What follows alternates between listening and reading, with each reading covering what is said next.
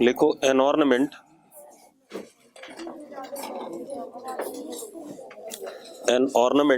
Veg 36 gram, ornament weighs 36 gram, ठीक है, in air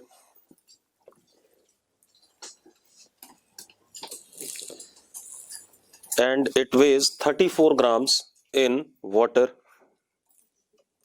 and it weighs 34 gram in water.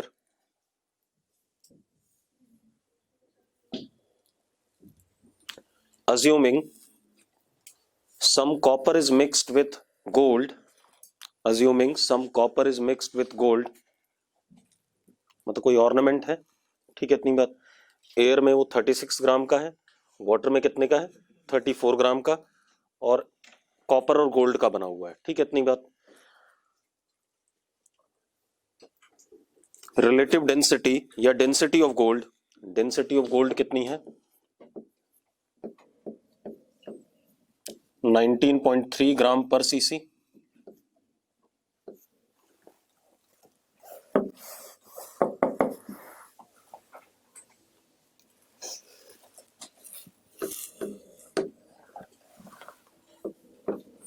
और density of copper given to us is 8.9 gram per CC.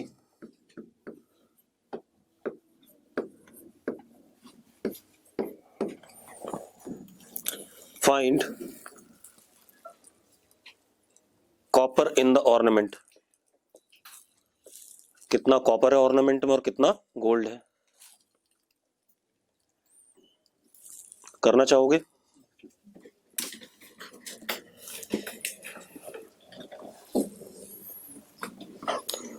करना चाहोगे तो try करो, नहीं तो मैं बताता हूं।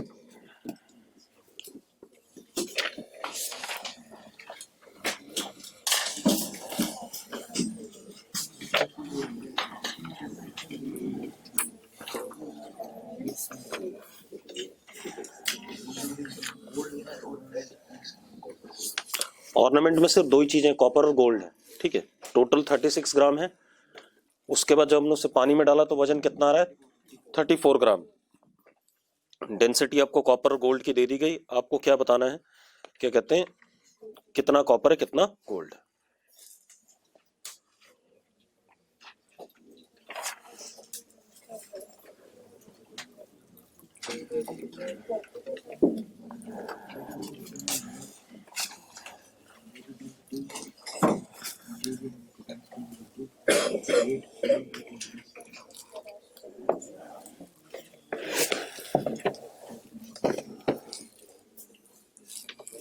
मैं बताऊं,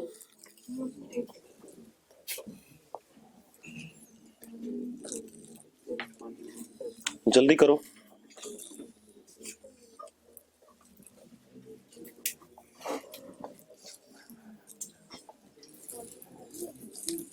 अब वाटर की डेंसिटी 1 ही लेनी है ग्राम पर सीसी, ठीक है, ना भी गिवन हो तो वाटर हमेशा 1 ग्राम पर सीसी।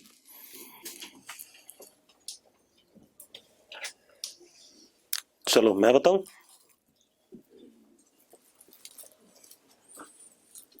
देखो भाई, सबसे पहले mass of gold plus mass of copper is equal to what, 36। ऐसा है या नहीं है, एक तो गिवन है। दूसरा हमें क्या कहा गया कि अगर ये वाटर है और इसमें हमने ऑर्नामेंट डाल दिया तो ऑर्नामेंट डूब जाएगा, ठीक है। तो सबसे पहले देखो नीचे क्या लग रहा होगा, 36 इंटू जी एम जी, ये इसे दबाएगा कितने से, एन से। एक्शन तो ऊपर एन क्या, रिएक्शन, और ऊपर की तरफ ही क्या लगेगा, बॉयंसी। लगेगा कि नहीं लगेगा?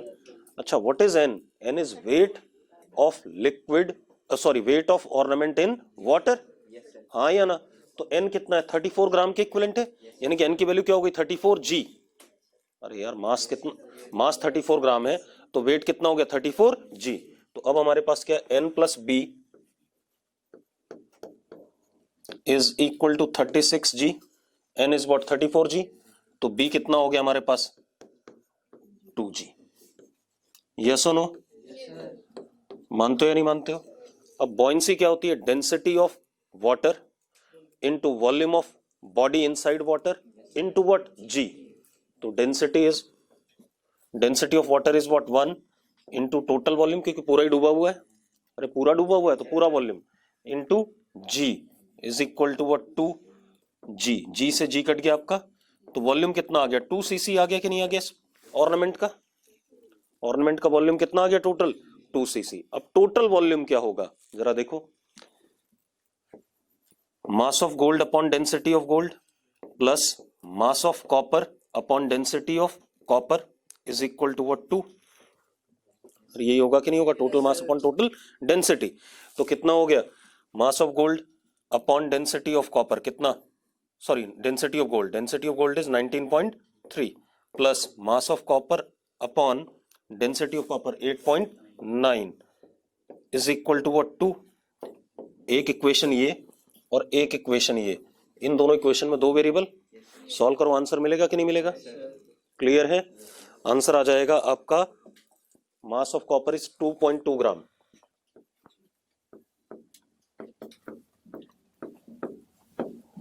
सॉल्व करके ही आ जाएगा। क्लियर है भाई? सिंपल है। रिलेटिव डेंसिटी से क्या करेगी बता जरा? नहीं एक बात था, रिलेटिव डेंसिटी से तो एक पर्टिकुलर मटेरियल की रिलेटिव डेंसिटी आती है ना, यहाँ तो दो मटेरियल का मिक्सचर था भाई, कॉपर और गोल्ड दोनों मिला रखे थे, अगर एक ही मटेरियल होता तब बात करते उसकी, ठीक है इतनी बात। वो तो रिलेटिव डेंसिटी निकालने के लिए फॉर्मूला है, यहाँ तो पहले ही रिलेटिव डेंसिटी दे रखी है मुझे दोनों मटेरियल्स की जिनसे मिक्स करके बन रहा है। हो गया भाई?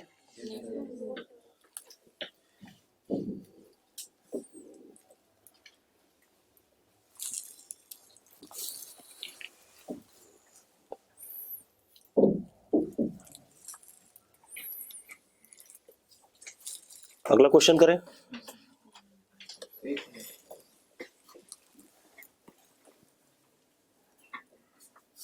रिया गुप्ता कह रही how n is equal to 34 gram. लड़की उसने बोला weight of ornament in water is 34 gram. Weight क्या होता है? और शायद इस चैप्टर में 4 बार बोल चुका हूं मैं कि वेट होता है जितने फोर्स से बॉडी अपने नीचे वाले सरफेस को दबाएगी। तो ये कितने से दबा रहा है? n से। तो n से दबा रहा है, उसने बोला 34 ग्राम का दिखाई पड़ता है पानी के अंदर, तो n ही क्या हो गया? मास हो गया इसका, कितना 34 ग्राम हो गया, इनटू जी करो तो क्या आ जाएगा? वेट आ जाएगा। रिया ये बोला गया था कि वेट क्या होता है? जितने से आप नीचे वाले सरफेस को दबाते हो गया। अब आ जाओ अगले क्वेश्चन पे।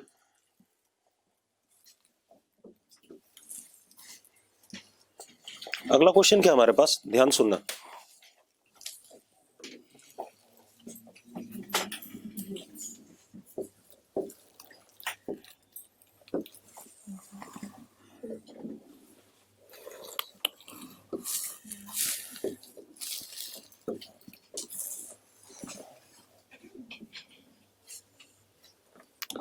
हमारे पास एक सिलेंड्रिकल कंटेनर है भाई, लिखो सिलेंड्रिकल कंटेनर।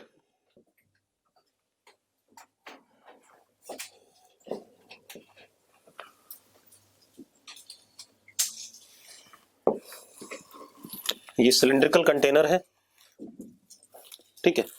इसका बेस का डायमीटर 6 सेंटीमीटर, मतलब बेस रेडियस कितना है? 3 सेंटीमीटर। क्लियर है? ठीक है। Empty cylindrical container with base diameter 6 centimetre. Empty cylindrical container with base diameter 6 centimetre. Clear है? मतलब खाली है ये, और बेस डायमीटर कितना है? 6 सेंटीमीटर। अब इसके अंदर हमने क्या रखा?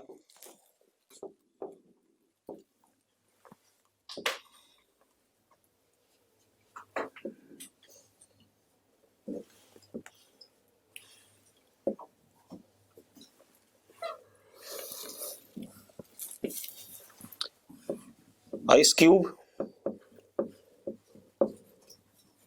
और एज लेंथ कितनी इसकी? 4 सेंटीमीटर। आइस क्यूब है जिसका वॉल्यूम कितना हो गया 4 इंटू 4 इंटू 4 कितना 64 सीसी आइस क्यूब है, ऐसे पड़ा हुआ है, ठीक है इतनी बात। और एज लेंथ कितनी 4 सेंटीमीटर, ठीक है। अब क्वेश्चन क्या है देखो, एक मिनट लिखें, लिखो आइस क्यूब मेल्ट्स यूनिफॉर्मली। अब आइस क्यूब क्या करता है, यूनिफॉर्मली मेल्ट करता है। यूनिफॉर्मली मेल्ट करने का मतलब क्या है कि किसी भी मोमेंट पे, मतलब मेल्ट करेगा तो आइस क्यूब की लेंथ क्या होगी, छोटी होगी। किसी भी मोमेंट पे अगर ये वाली लेंथ x होती है तो ये भी x है और अंदर वाली भी क्या है x है। यूनिफॉर्मली मेल्ट करने का मतलब शेप इसका नहीं बदलेगा, रहेगा क्या क्यूब ही रहेगा। अगर यूनिफॉर्मली ना मेल्ट करता, हो सकता है कि ये वाली लेंथ कम मेल्ट करती, अंदर वाली ज्यादा मेल्ट करती और ये हाइट ज्यादा मेल्ट करती, तो आइस क्यूब ना रह करके क्या हो जाता, क्यूबॉइड हो जाता। ठीक है, तो उसने क्या बोला है, ice cube melts uniformly, that is its shape remains cubical. ठीक है भाई, ice cube melts uniformly that is its shape remains cubical always. ठीक है भाई, अरे क्लियर है, ठीक। अब एक बात, तो जब आइस क्यूब मेल्ट करेगा तो पानी बनेगा, बनेगा पानी, पानी बनेगा तो पानी नीचे यहां आने लगेगा, साइड में आने लगेगा कि नहीं। तो अब पानी जब आने लगेगा तो बॉयंसी भी लगाने लगेगा, किसके ऊपर, आइस क्यूब के ऊपर। जो रिमेनिंग आइस क्यूब है उसके ऊपर बॉयंसी लगेगी। कभी ना कभी ऐसा होगा कि जो बॉयंसी है वो आइस क्यूब के वेट के बराबर हो जाए, तो बॉटम सरफेस को क्या कर देगा, छोड़ देगा। तो आपसे क्या पूछ रहा है, जिस मोमेंट पे आइस क्यूब बॉटम सरफेस को छोड़ना शुरू करता है उस मोमेंट पे आइस क्यूब की लेंथ कितनी है, एज लेंथ। क्लियर इतनी बात, तो लिखो जरा, लिखो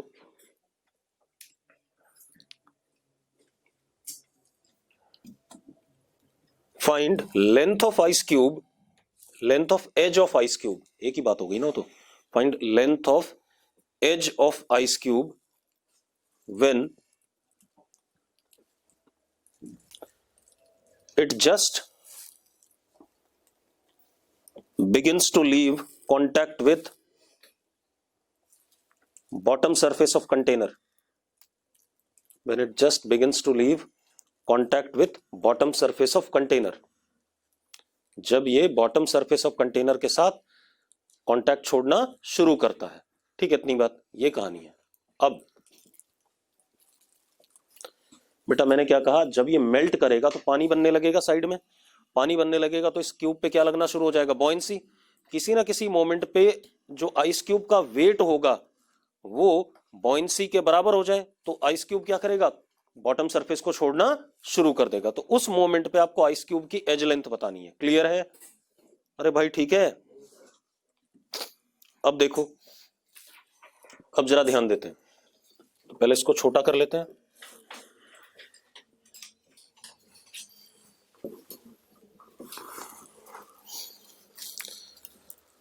करना चाहोगे या मैं करूं, करो।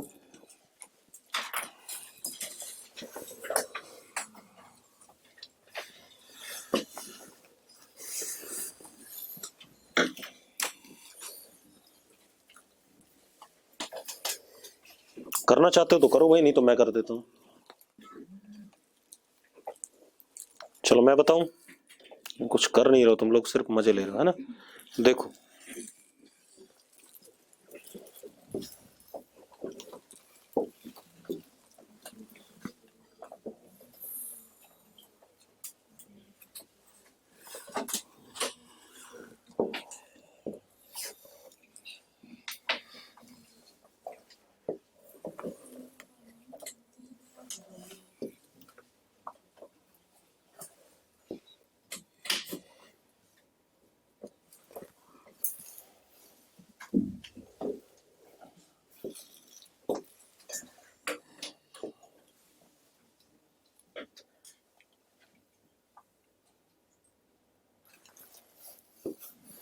कितनी एज लेंथ का हो गया, एक्स, कुछ मेल्ट कर गया, एक्स बचा।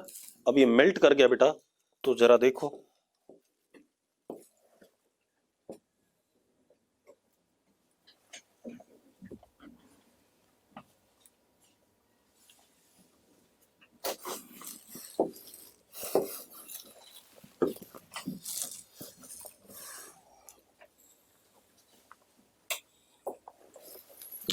जब ये मेल्ट कर गया तो वाटर हमारा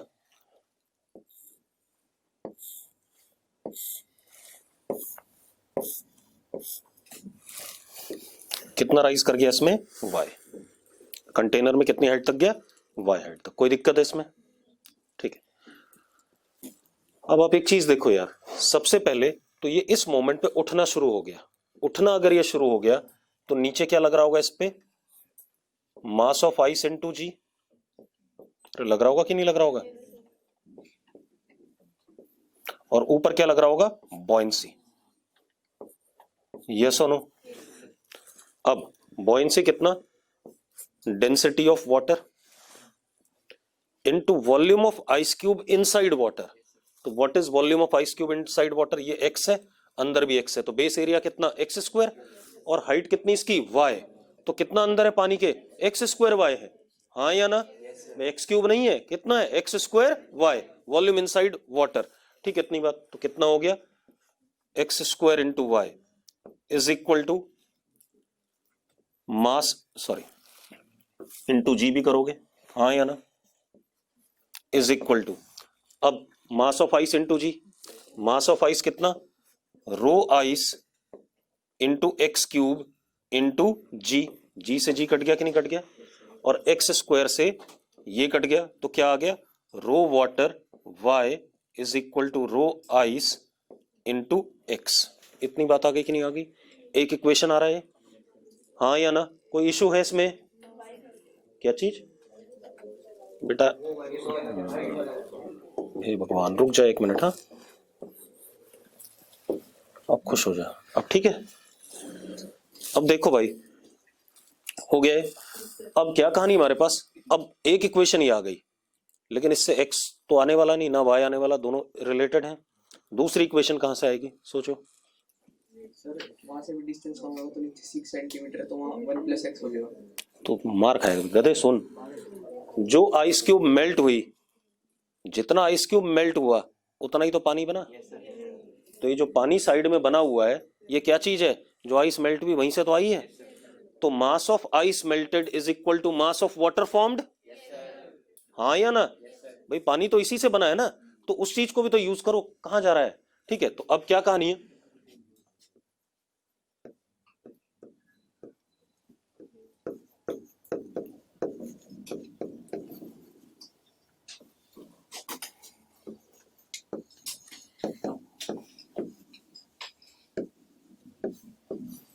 अब कितनी आइस मेल्ट हुई, पहले कितने वॉल्यूम का था, 64 सीसी का, अब कितने का, एक्स क्यूब का, तो 64 माइनस एक्स क्यूब, अरे निकम्मो, यस हो नो।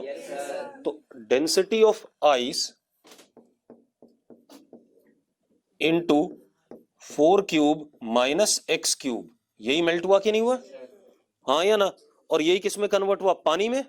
पानी कितना, डेंसिटी ऑफ वाटर, अब वॉल्यूम जो बना, पानी साइड में ही होगा सारा का सारा, बीच में तो आइस क्यूब था, वो तो अब उठना शुरू करेगा, तो उससे पहले तो नीचे पानी नहीं घुसा उसके। अरे क्लियर है। तो अब जरा देखो, यहां से ये पूरा वॉल्यूम सिलेंडर का माइनस उसमें से ये वाला वॉल्यूम कर दो, कितना जरा देखो, मैं बता देता हूं, पाई रेडियस स्क्वायर, रेडियस स्क्वायर कितना था, 3 स्क्वायर इंटू वाई माइनस, ये तो पूरा सिलेंडर का आ गया, माइनस कौन सा, ये वाला वॉल्यूम जो बीच में घुसा हुआ आइस क्यूब का, कितना, एक्स स्क्वायर इंटू वाई। मानते हो या नहीं मानते हो गई बात की नहीं होगी, अब क्वेश्चन सॉल्व हो गया आसानी से। अब जरा देखो एक मिनट, सबसे पहले देखो कुछ कट रहा है, आप एक काम करो, rho ice 4 cube minus x cube is equal to rho डब्ल्यू y common 9 pi minus x square, ऐसा लिख सकता हूं। अब आप एक काम करो, रो डब्ल्यू into y can be written as rho ice into x, लिख सकते हैं कि नहीं लिख सकते हैं यहां से। अरे फर्स्ट इक्वेशन सेकंड इक्वेशन अब सॉल्व करना है तो डाल दो भाई, तो कितना आ गया, rho i 4 cube minus x cube, देखो कैलकुलेशन भी बहुत सुंदर है, रो डब्ल्यू into y is what, rho i into what x 9 pi minus x square. मानते हो या नहीं मानते हो, रो आई से रो आई कट गया, 64 minus x cube is equal to 9 pi X minus x cube, ये भी कट गया, तो x is equal to what 64 by 9 pi. तो कितना बढ़िया था, हाँ या ना, क्लियर है। This would come out to be 2.26 centimetre.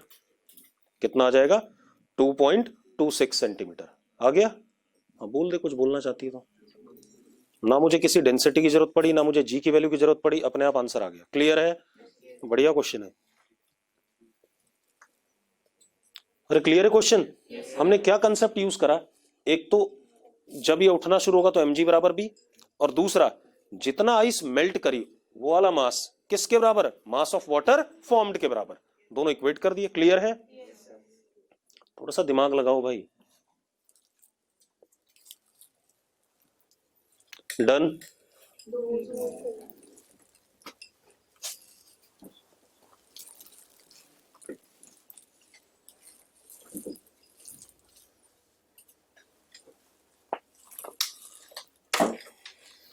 एक और क्वेश्चन करेंगे, उसके बाद हम टॉपिक बदलेंगे, ठीक है। अब जो लोग आज क्लास नहीं कर रहे होंगे उनकी फिर लंका लग जाएगी फ्लूइड डायनेमिक्स में, ठीक है। उन्हें फ्लूइड डायनेमिक्स कभी जीवन में समझ में नहीं आएगा।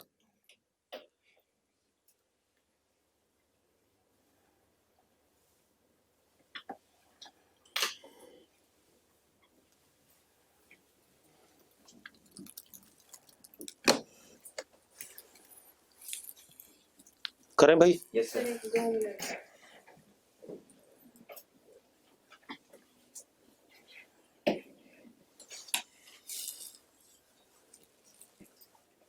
बढ़ जाऊं?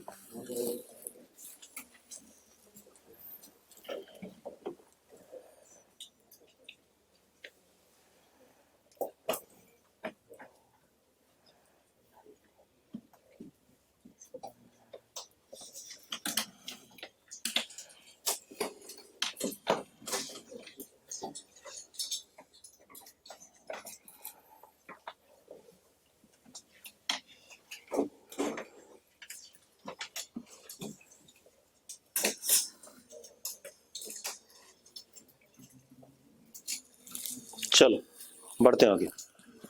मिटा दूं?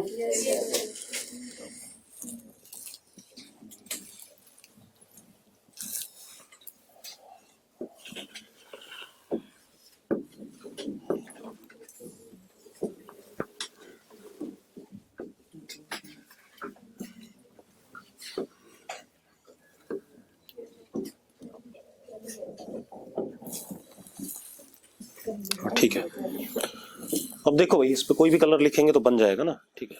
अब हमारे पास ये एक कंटेनर है भाई, ठीक है, ये कंटेनर, ठीक, और ये हो गया आपका कितनी हाइट तक भरा हुआ है, 0.5 मीटर तक, मतलब कितना हाइट तक लिक्विड भरा है, 0.5 मीटर तक। अब हमने क्या करा, इस कंटेनर में यहां पर ना एक लकड़ी का फट्टा हिंज करा हमने, ऐसे हिंज मतलब वो ऐसे ऐसे घूम सकता है, ऊपर नीचे चल नहीं सकता। हिंज का मतलब क्या, यहाँ पिवटेड है। क्लियर है इतनी बात, ठीक है। तो हमने इसमें प्लैंक क्या करा, हिंज करा बॉटम मोस्ट पॉइंट पे।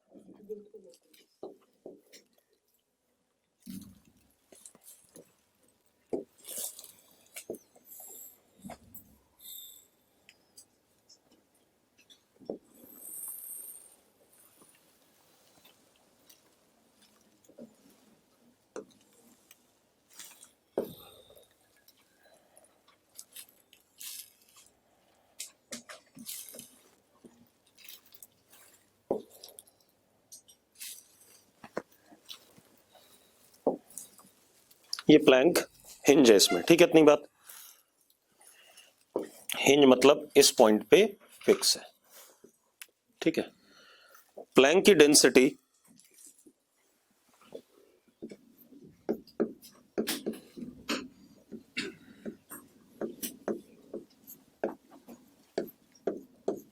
और ये क्या ड्रामा है, वाटर है। वाटर की डेंसिटी आपको पता ही है कितनी होती है, 1 ग्राम पर सीसी, ठीक है इतनी बात। अब वो क्या बोल रहा है, प्लैंक का ये एंगल वर्टिकल के साथ कितना बन रहा है, थीटा। कितना बन रहा है, थीटा। आप क्या बता दो मुझे, find angle theta for which plank is in equilibrium. अच्छा, प्लैंक की लेंथ भी दे रखी है, प्लैंक की लेंथ कितनी है, 1 मीटर। यूनिफॉर्म प्लैंक है। कैसा प्लैंक है, uniform plank. Find angle theta for which plank is in equilibrium. हाँ, थीटा इक्वल टू 0 वाले केस को नहीं लेना है, ठीक है, उसको एक्सक्लूड करना है। तो मैंने क्या कहा, find theta for which plank is in equilibrium. अब मेरी बात ध्यान सुनना भाई, इक्विलिब्रियम मतलब प्लैंक ऐसे ही चुपचाप से रेस्ट पे है, ठीक है।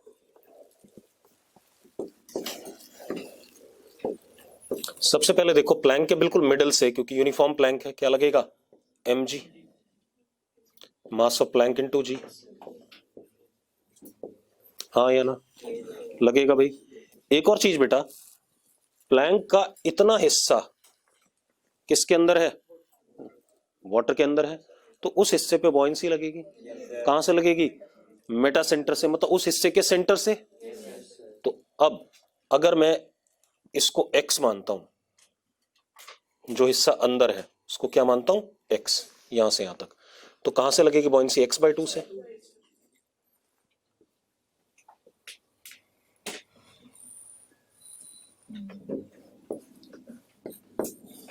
और यहां पर क्या लगेगा, n।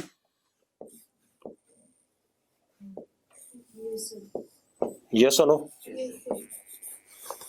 ठीक है, इतनी बात। और कोई फोर्स लगने वाला है पहले बता दूं, और कुछ नहीं लगने वाला, ठीक है, इतनी बात हो गई। अब अगर ये इक्विलिब्रियम में है तो नीचे वाला फोर्स बराबर ऊपर वाला फोर्स। चलो करते हैं पहले तो एक चीज, ये नीचे वाला फोर्स कितना, mg is equal to b plus n। ये कहानी आ गई, mg is density of plank 0.5 into volume of plank. अब एक बात तो, लेंथ कितनी है इसकी, 1 मीटर। आप ऐसे देखो, अगर मैं ये देखूं, ये प्लैंक हमारा है ना, ठीक है, इतनी बात। ये वाली लेंथ कितनी है, 1 मीटर। तो अगर ये वाली लेंथ 1 मीटर है, ठीक है, इतनी बात। मुझे इसका वॉल्यूम चाहिए, ठीक है, तो क्या चाहिए होगा मुझे, ये 1 मीटर हो गया, मुझे ये वाला एरिया चाहिए होगा, हाँ या ना, एरिया इंटू 1। तो एरिया तो फिक्स ही होगा प्लैंक का। एक बात बताओ, एरिया हर जगह फिक्स है कि नहीं है, तो मैं एरिया ए मान लूं इसका, तो वॉल्यूम क्या हो जाएगा, A into 1 into g is equal to buoyancy. Buoyancy is what, density of water, that is 1, हाँ या ना, into what, volume inside. Volume inside is कितना, a into x। अरे a into 1 नहीं, अब कितना, a into x। मानते हो या नहीं मानते भाई, एक्सलेंथ है ना लिक्विड के अंदर, तो कितना हो गया, a into x into g plus what, n। तो हमारे पास एक इक्वेशन क्या आ गई, इसको लिख लो, 0.5 a into g is equal to x into a into g plus what, n। ये आ रहा है कि नहीं आ रहा है, लेकिन इसमें वेरिएबल कौन है, हमें क्या निकालना था, हमें थीटा निकालना था, ठीक है, इतनी बात। तो इसमें n भी वेरिएबल और x भी क्या है, वेरिएबल है, ठीक है, चलो कोई बात नहीं। अब एक और चीज, ये इक्विलिब्रियम में है तो इस पॉइंट के बाद टॉर्क भी क्या होगा, 0। मेन तो यही काम करना था भाई, इक्विलिब्रियम में तो रेस्ट पे है, तो इस पॉइंट के बाद टॉर्क भी 0, टॉर्क 0 तो n का टॉर्क तो वैसे ही 0, बचा किसका टॉर्क, mg और b का, पक्का, ठीक है। अब जरा देखो, तो torque of mg is equal to torque of buoyancy, मानते हो या नहीं मानते हो। अब टॉर्क ऑफ mg कितना आएगा, ये कौन है, एक मिनट,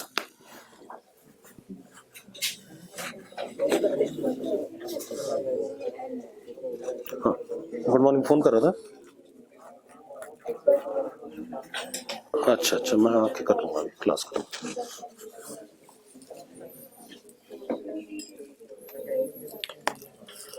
अब देखो भाई, टॉर्क ऑफ mg ये कितना, 1/2, हाँ या ना, और 1/2, और ये परपेंडिकुलर डिस्टेंस हो गया कितना, 1/2 साइन थीटा। तो torque of mg is what, mg into 1/2 sine theta, मानते हो? और टॉर्क ऑफ बी ये कितना यहां से यहां तक x/2, तो कितना हो जाएगा? अरे भाई यहां से यहां तक x है तो x/2 हुआ कि नहीं हुआ? ठीक है, इतनी बात। तो कितना हो गया? x/2 sine theta, x/2 sine theta. तो कितना आ गया? b into x/2 sine theta. Sine theta से साइन थीटा कट गया, x आ जाएगा यहां से। mg जरा देखो भाई, m कितना? 1/2। अरे डेंसिटी 1/2 है या नहीं है? अरे लड़की, mg का टॉर्क कैसे आएगा, b कैसे आएगा? अब 1/2 a इंटू 1, अरे वॉल्यूम कितना था? a इंटू 1 था, इंटू g इंटू 1/2, ये आ गया, is equal to buoyancy density 1, volume कितना? a into x into what? x/2। ये आ गया कि नहीं आ गया? अब जरा देखो, ये 2 से 2 कट गया, इंटू जी भी बेटा, g से g कट गया, a से a कट गया, कितना आ गया? x² is equal to 1/2। तो x is equal to what? 1/√2। x की वैल्यू क्या आ गई? 1/√2 आ गई। अब सुनो भाई, ये कितना आ गया? 1/√2 आ गया।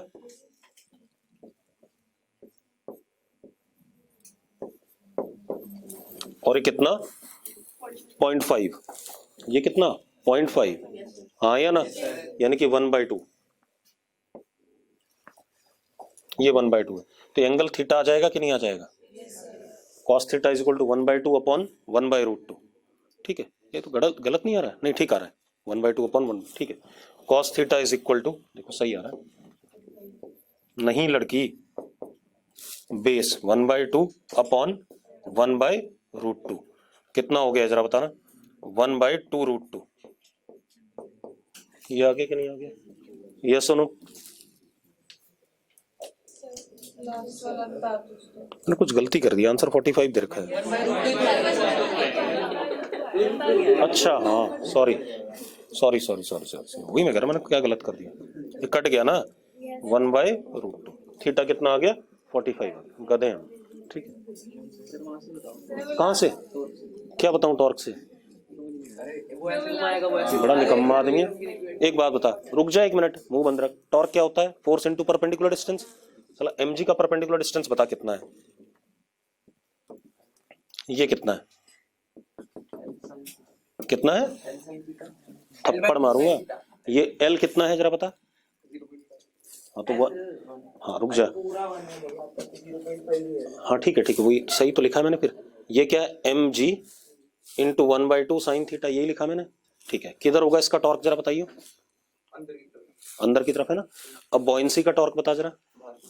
बाहर की तरफ, तो बराबर करनी है तभी इक्विलिब्रियम में। ठीक है, और बॉयंसी, ये डिस्टेंस कितना होगा? x/2। तो perpendicular distance x/2 sine theta into buoyancy. अब भैया mg और बॉयंसी की वैल्यू तो तूने यहां भी लिखी थी, वहां भी लिख दे यार। हो गया यार। लास्ट स्टेप क्या बताऊं भाई, तू बता दे क्या चीज? लड़की, ये मैंने क्या निकाल लिया? x निकाल लिया, 1/√2 आया।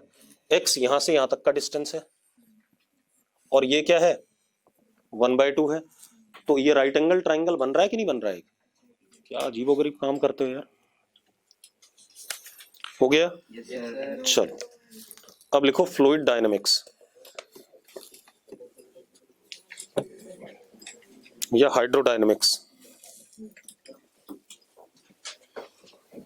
वैसे हरे रंग का बोर्ड सही नहीं रहेगा, देख सारे कलर चल जाते हैं इस पे।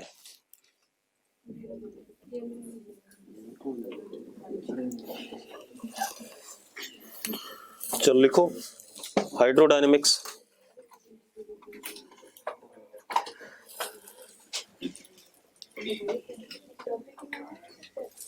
अरे लड़की, फ्लूइड का ही पार्ट है, ठीक है। अभी तक हम फ्लूइड एट रेस्ट पढ़ रहे थे, अब हम फ्लूइड को भगाएंगे। हाइड्रोडायनेमिक्स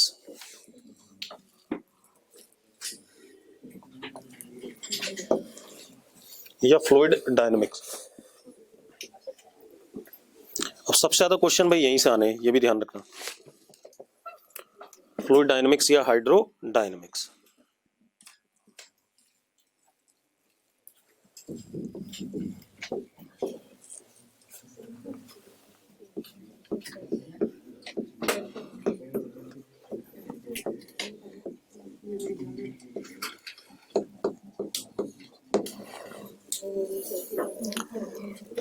सुनो भाई, सबसे पहले लिखो जरा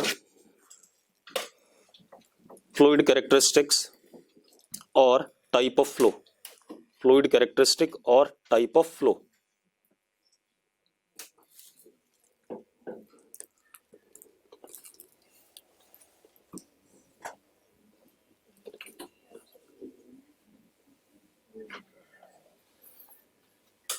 ठीक है, इतनी बात।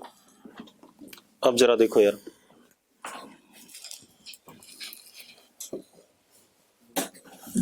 मान लो ये कोई पाइप है हमारे पास, इसमें लिक्विड फ्लो कर रहा है कोई भी, ठीक है। अब मैंने ये एक पर्टिकुलर पॉइंट पकड़ा, इस पॉइंट पर वेलोसिटी कितनी v, प्रेशर कितना p और डेंसिटी कितनी रो। किसी समय पे मैंने क्या कहा, जब फ्लूइड किसी जगह पर फ्लो कर रहा है तो मैंने उस फ्लूइड में एक पर्टिकुलर पॉइंट पकड़ा, उस पॉइंट पर तीन कैरेक्टरिस्टिक देखी, एक प्रेशर, वेलोसिटी एंड डेंसिटी। ठीक है, इतनी बात। अब वो कह रहा है अगर if dv upon dt zero है, मतलब वेलोसिटी इस पॉइंट की समय के साथ चेंज ना करे, लिखो नहीं अभी, प्रेशर इस जगह का समय के साथ चेंज ना करे और डेंसिटी इस जगह की समय के साथ चेंज ना करे, तो ऐसे फ्लो ऑफ फ्लूइड को हम कहते हैं स्टेडी फ्लो। क्या कहते हैं? Steady flow. और अगर इनमें से एक भी चीज समय के साथ बदलने लगेगी तो उसको हम क्या कहेंगे? अनस्टेडी फ्लो कहेंगे। क्लियर इतनी बात? तो सबसे पहले लिखो स्टेडी फ्लो।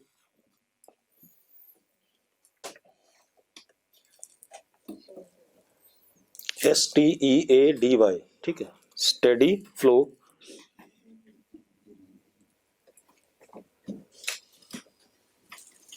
ठीक है, लिख लो भाई। At a particular point in flowing fluid, at a particular point in flowing fluid, if ये रहता है, ठीक है, इतनी बात। At particular point in flowing fluid, if dv by dt equal to zero, dp by dt equal to zero, d rho by dt equal to zero, मतलब उस particular जगह का वेलोसिटी समय के साथ नहीं बदलेगा, प्रेशर समय के साथ नहीं बदलेगा और डेंसिटी समय के साथ नहीं बदलेगा, मतलब हमेशा के लिए ये चीजें क्या हो गई? कांस्टेंट हो गई। ठीक है, उस पर्टिकुलर जगह पर। मैंने ये नहीं कहा आगे नहीं बदलेगा, मैंने कहा उस पर्टिकुलर जगह पे। यहां पर हो सकता है वेलोसिटी v डैश हो, यहां पर हो सकता है प्रेशर क्या हो? p डैश हो, और यहां पर हो सकता है डेंसिटी क्या हो? रो डैश हो, लेकिन इस जगह पर भी क्या होना चाहिए? dv dash upon dt zero, dp dash upon dt zero, d rho dash upon dt zero. एक पर्टिकुलर जगह पर प्रेशर, वेलोसिटी और डेंसिटी समय के साथ नहीं बदलने चाहिए, तो उस जगह पर हम फ्लो को क्या कहेंगे? स्टेडी फ्लो कहेंगे। उस जगह पर अगर आगे बदल जाता है तो वो स्टेडी नहीं होगा। लेकिन अगर through out the pipe her point पे प्रेशर, डेंसिटी और वॉल्यूम समय के साथ नहीं बदलता है, अलग अलग पॉइंट पे अलग अलग हो सकता है। बेटा मेरा कहने का मतलब क्या है, यहां वेलोसिटी और यहां वेलोसिटी अलग हो सकती है, लेकिन अगर यहां की वेलोसिटी समय के साथ नहीं बदल रही है, यहां की वेलोसिटी भी समय के साथ नहीं बदल रही है, तो दोनों जगह पर फ्लो कैसा है? स्टेडी है। क्लियर है? अब अगली चीज लिखो, unsteady flow. Unsteady flow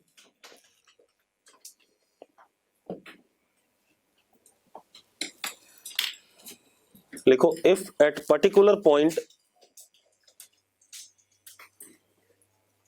inside flowing fluid, if at particular point inside flowing fluid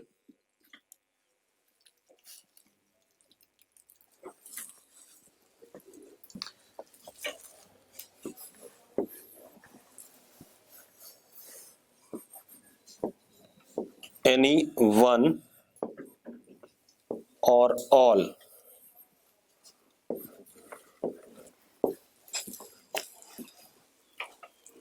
dB by D T not equal to zero, DP by D T not equal to zero, D rho by D T not equal to zero. मतलब कोई भी एक या सारे समय का function हो गए तो कौन सा फ्लो कहलाएगा?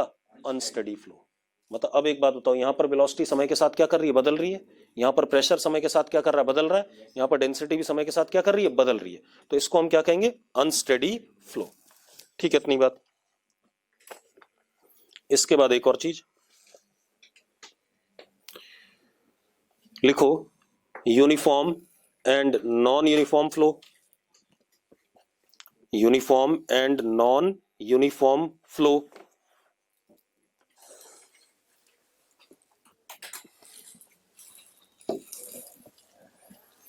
Uniform and non uniform flow.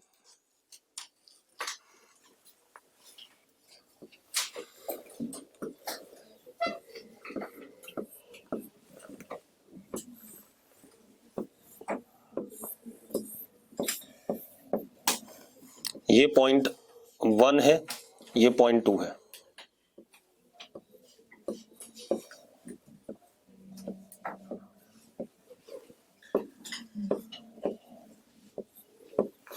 एक बात बताओ, क्या डिस्टेंस के साथ वेलोसिटी बदल रही है? मतलब इस जगह पर भी v है, इस जगह पर भी क्या है? v है। तो if dv by ds is equal to zero, अगर डिस्प्लेसमेंट या डिस्टेंस के साथ वेलोसिटी नहीं बदलेगी, ठीक है, इतनी बात, तो उसको हम क्या कहते हैं?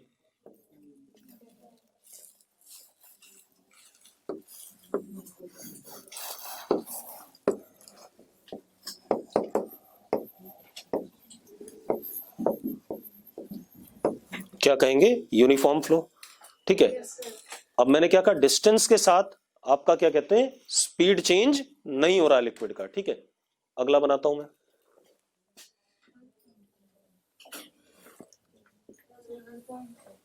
क्या चीज? हाँ बिल्कुल, एस के साथ नहीं बदलना है। ठीक है, इतनी बात। अब टाइम के साथ वेरिएशन नहीं पढ़ रहे हैं, किसके साथ पढ़ रहे हैं? डिस्टेंस के साथ। ठीक है,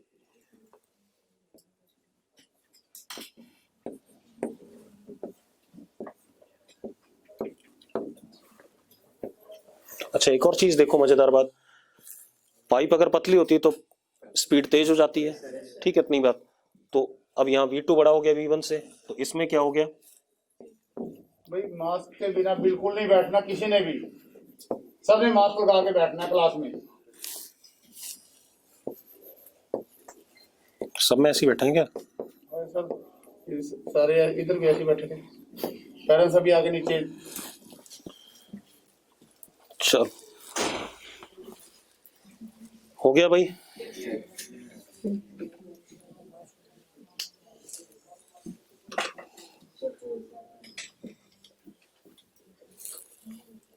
नॉन यूनिफॉर्म फ्लो, कोई दिक्कत है इसमें? चल इतनी बात हो गई। अब लिखो जरा,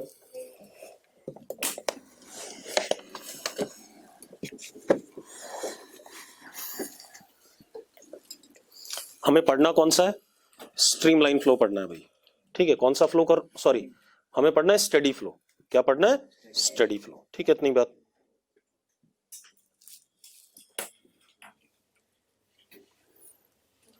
अब लिखो जरा,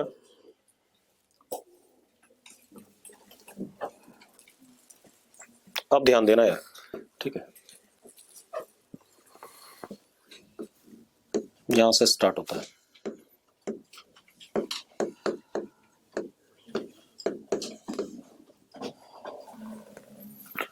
मान लो ये अपने पास एक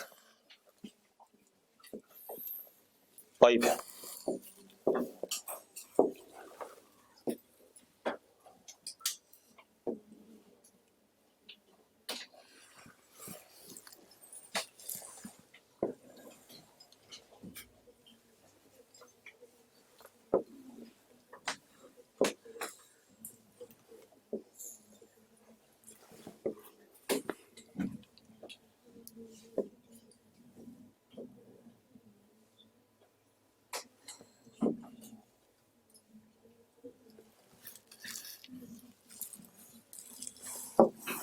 ये हमारे पास एक पाइप है।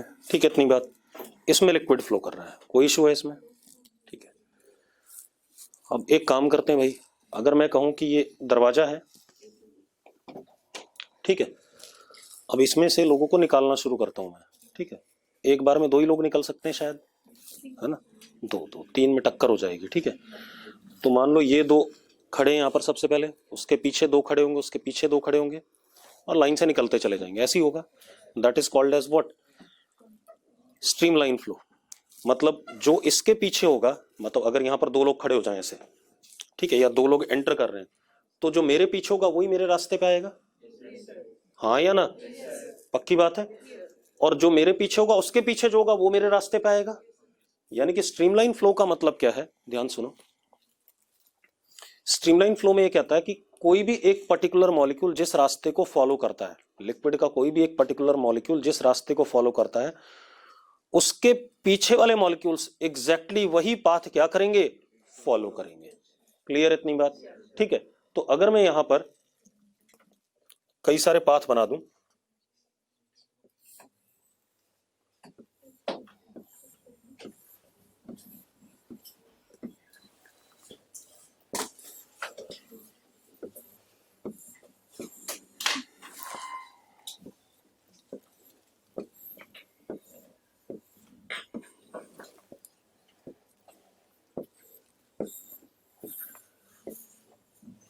ऐसा हो रहा है कि नहीं हो रहा है?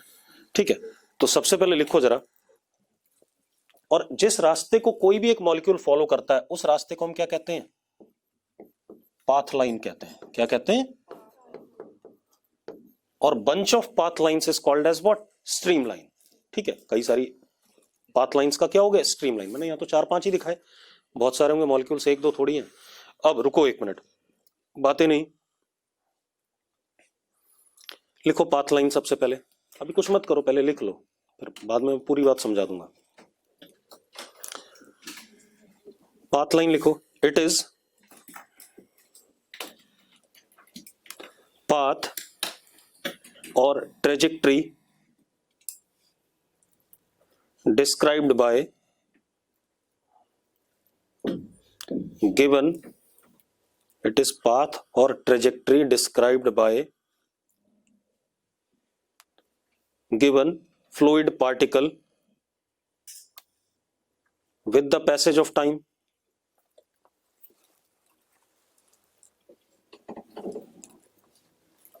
मतलब अगर मैं क्या कहता हूं, अगर ये वाटर था तो कोई एक H2O मॉलिक्यूल पकड़ लिया मैंने, एक H2O मॉलिक्यूल का रास्ता ये था, तो यानी कि जो हम पार्टिकल की इक्वेशन ऑफ ट्रेजेक्टरी पढ़ते थे वही आ गया कि नहीं आ गया, कि एक H2O मॉलिक्यूल इस रास्ते पे चल रहा है। ठीक है, इतनी बात, यही बात आई कि नहीं आई? अगला H2O मॉलिक्यूल इस रास्ते पे चल रहा है, अगला इस पे चल रहा है, अगला इस पे चल रहा है। तो पाथ लाइन क्या है कि कोई लिक्विड का एक पार्टिकल किसी जिस रास्ते पे चलता है उसको डिस्क्राइब करते हैं हम, और रास्ते पे चलता है किसके साथ, समय के साथ। भाई ऐसा थोड़ी है टाइम के साथ यहां पहुंचा होगा ना, ये थोड़ी कि इसी मोमेंट पे H2O यहां पर है वही वाला और वही वाला यहां पर, ऐसा नहीं है भाई, ये चला होगा ना ऐसे। ठीक है, with the passage of time. क्या कह रहा है, क्या मैं दोबारा बता देता हूं, मैंने क्या लिखा है, जरा पढ़ना जरा।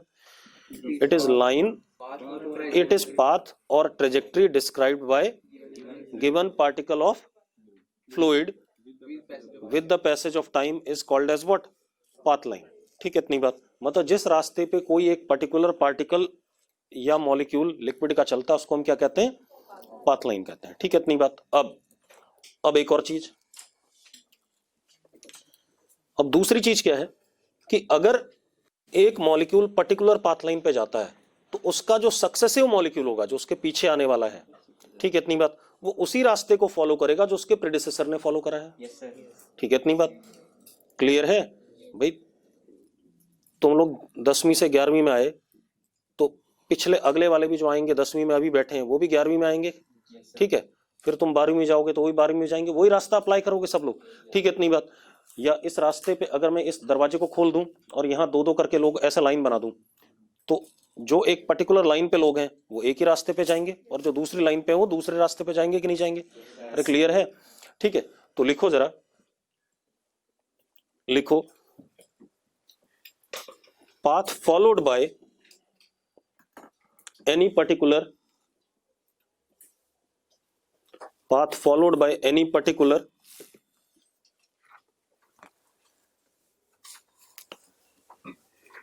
particle of fluid, path followed by any particular particle of fluid is exactly traced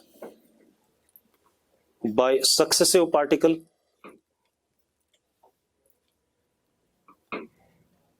या हम ऐसे कह सकते हैं कि जो उसके पूर्वज ने पाथ फॉलो करा था वही पाथ आगे वाला फॉलो करेगा। मतलब प्रेडेसेसर जो पाथ ले गया उसी को लेकर के पिछला वाला आएगा। ठीक है, इतनी बात।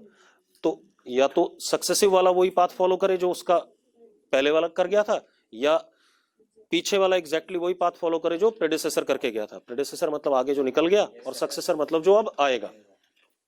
ठीक है, अब दूसरी चीज बेटा, अब क्योंकि है क्या चीज ये, इस पाथ पे पार्टिकल चल रहा है। ठीक है, इतनी बात। ऐसा ही है तो family of what path lines is called as what stream lines. तो लिखो जरा, family of path lines is called as stream lines. मतलब बहुत सारी पाथ लाइन को एक साथ मिला दो तो क्या कहेंगे हम, स्ट्रीम लाइन कहेंगे। एक साथ जब पढ़ेंगे तो उसी को हम क्या कहेंगे, स्ट्रीम लाइन। अब एक चीज देखो यार, इस पर्टिकुलर रास्ते पे कौन गया, एक पार्टिकल गया, या उसके पीछे वाला गया, या उसके पीछे वाला गया, यही है। तो हमें एक बात पता है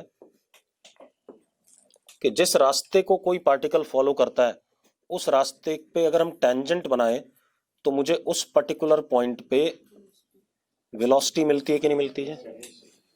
अगर पार्टिकल की यहां पर वेलोसिटी v1 है और यहां पर कितनी है v2, यस और no.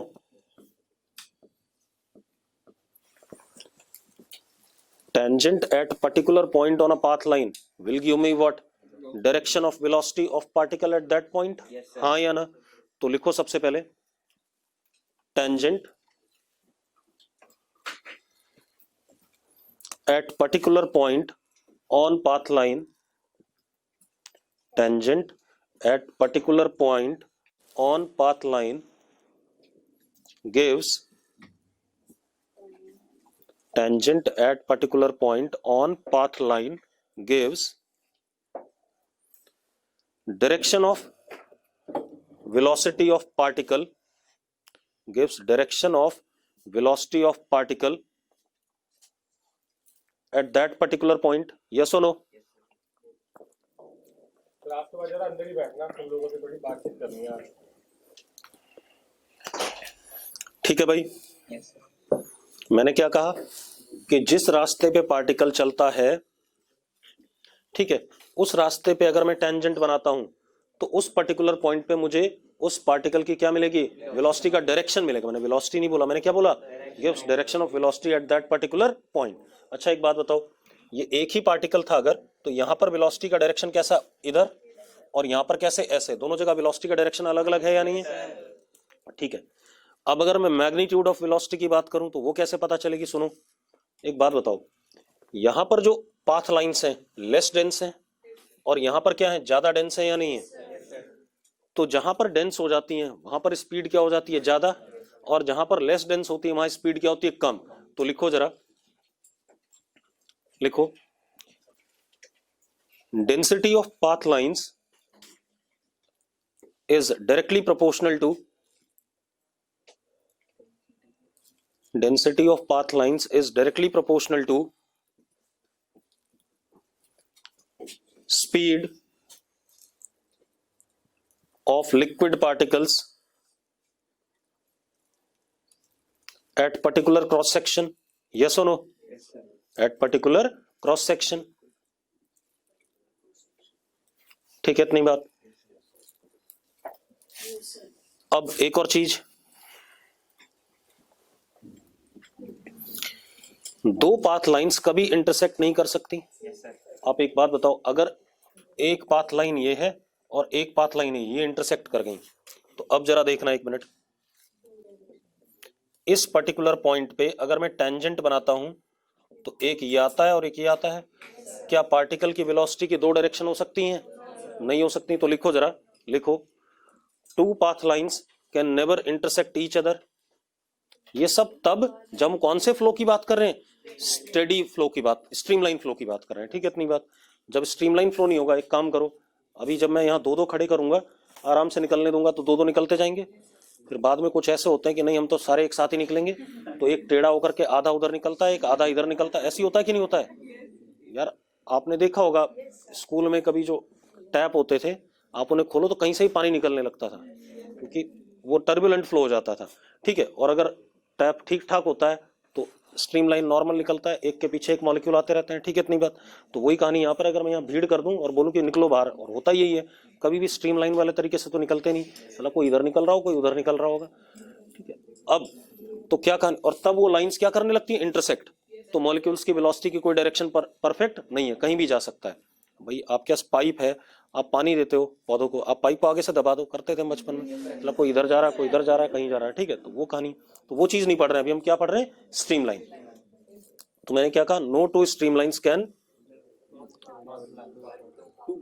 To path lines can not, can never intersect with each other. ठीक है, इतनी बात। Because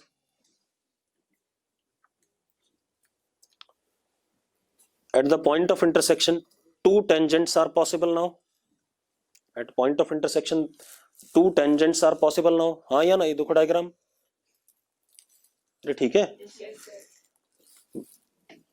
but two tangents are possible now, but velocity of particle at particular point is unique.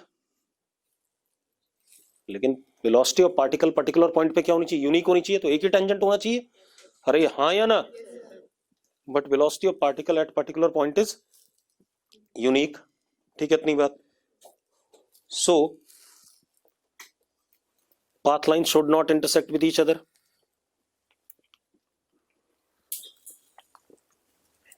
ठीक है, इतनी बात।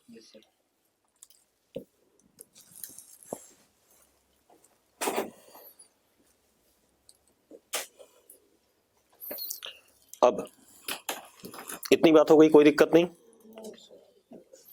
अब अगर हम टर्बुलेंट की बात करें, टर्बुलेंट फ्लो लिखो जरा, turbulent flow, turbulent flow.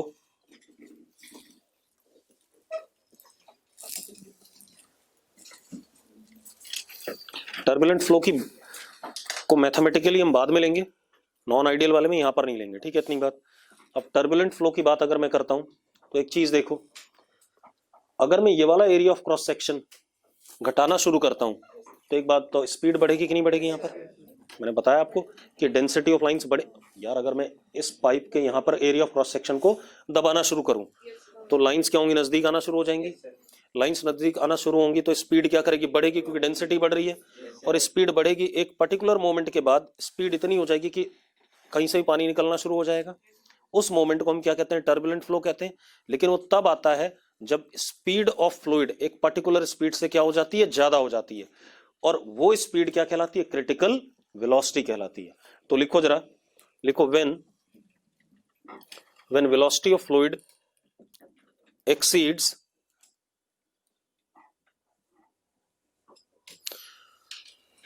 when velocity of fluid exceeds critical velocity,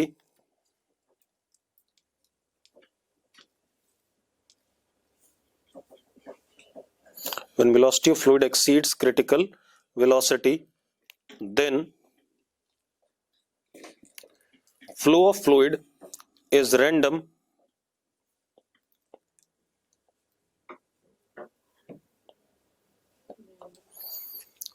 and irregular,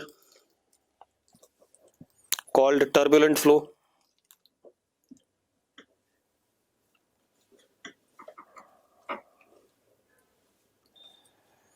Called turbulent flow.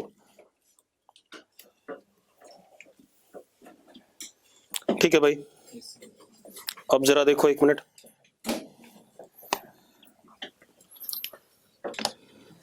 अब लिखो जरा, एक क्रिटिकल वेलोसिटी डिराइव करा दूं? अभी नहीं कराते हैं, अभी क्योंकि वो नॉन आइडियल में ही करो, जब हम उस वाले को पढ़ेंगे, अभी कोई फायदा नहीं उसका पढ़ने का। मैं तो डिराइव करा दूं, चलो रहने दो। लिखो जरा प्रिंसिपल ऑफ कंटिन्यूटी और कंटिन्यूटी इक्वेशन। अब हम कैसा फ्लो पढ़ रहे हैं, पहले लिख लो, पहले प्रिंसिपल ऑफ कंटिन्यूटी और कंटिन्यूटी इक्वेशन। सबसे पहले आप लिखो we will consider only streamline flow. हम कौन सा फ्लो कंसिडर करेंगे भाई? स्ट्रीमलाइन। क्लियर है इतनी बात? हमें टर्बुलेंट से मतलब नहीं है। अरे भाई क्रिटिकल वेलोसिटी कह तो रहा हूं डिराइव कराऊंगा, क्यों रो रहा है अभी? ठीक है, तो मैंने ये थोड़ी का नहीं डिराइव कराऊंगा। तो अभी जब मैं टर्बुलेंट पढ़ ही नहीं रहा हूं तो मैं उस चक्कर में पढ़ूंगा क्योंकि मैं आधा हिस्सा टर्बुलेंट में ले जाऊं। जब नॉन आइडियल पढ़ेंगे तब देख लेंगे उसे। अब क्या कहानी है? प्रिंसिपल ऑफ कंटिन्यूटी या इक्वेशन ऑफ कंटिन्यूटी। आप ऐसे देखो, अगर अपने पास कोई ये पाइप है बेटा,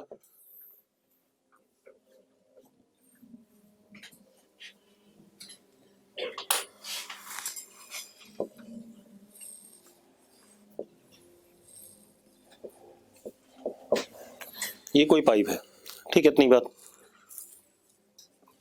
पाइप पीछे भी है, इसमें लिक्विड आ रहा है,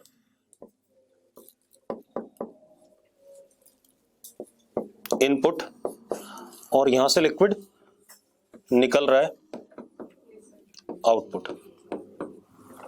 ठीक है, पाइप में लिक्विड फ्लो कर रहा था। एक बात बताओ, किसी भी मोमेंट पे जितना लिक्विड आएगा उतना इधर से निकलेगा कि नहीं निकलेगा? ये बात तय है, क्योंकि लिक्विड पाइप तो पूरी भरी हुई है पानी से, तो जितना इधर से अंदर घुसेगा उतना ही उधर से क्या करेगा? निकलेगा। अब एक बात बताओ, यहाँ एरिया बड़ा है और यहाँ एरिया छोटा है, तो यहाँ कम स्पीड से घुसेगा और यहाँ ज्यादा स्पीड से क्या करेगा? निकलेगा। और यही बात तो मैं कह रहा था, अगर क्रॉस सेक्शन बड़ा है तो यहाँ लाइंस क्या होंगी? लेस डेंस होंगी, और यहाँ लाइंस क्या होंगी? ज्यादा डेंस होंगी, और ज्यादा डेंस होंगी तो स्पीड अपने आप क्या कर जाएगा? बढ़ जाएगा। यही कारण था उसके पीछे। अब इक्वेशन ऑफ कंटिन्यूटी क्या कह रहा है? जितना मास इसमें अंदर आ रहा है लिक्विड का पर यूनिट टाइम, उतना ही मास यहां से पर यूनिट टाइम क्या कर रहा है? निकल रहा है। तो इसका मतलब किस पर बेस्ड है? Conservation of mass. हाँ या ना? तो लिखो जरा, equation of continuity is based on conservation of mass.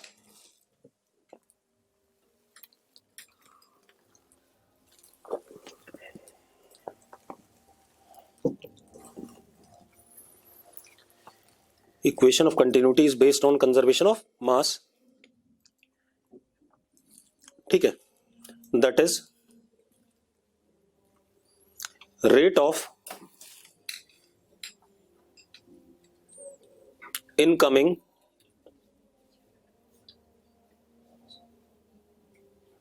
fluid in a pipe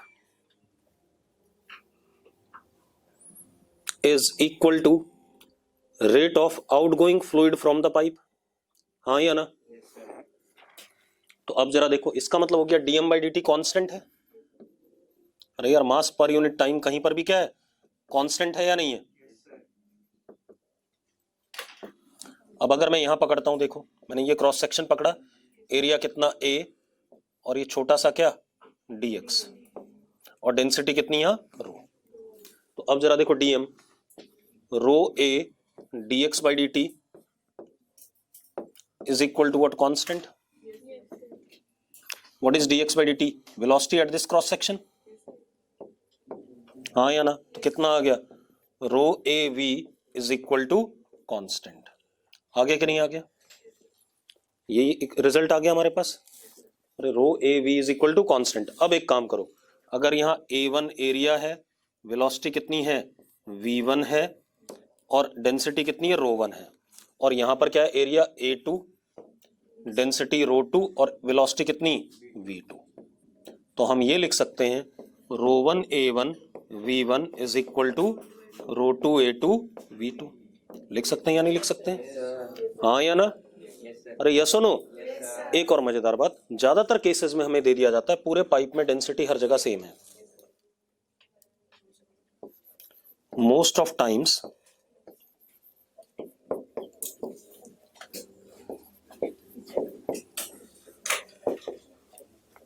तो निकम्मो आया क्या हमारे पास? A into V is equal to constant. और अगर ये वाली बात है तो इसको लिख सकते हैं A1 V1 is equal to, yes और नो? नोट करो ये बकवास। और आज इतना ही करेंगे, ठीक है, कल देखेंगे बाकी चीजें।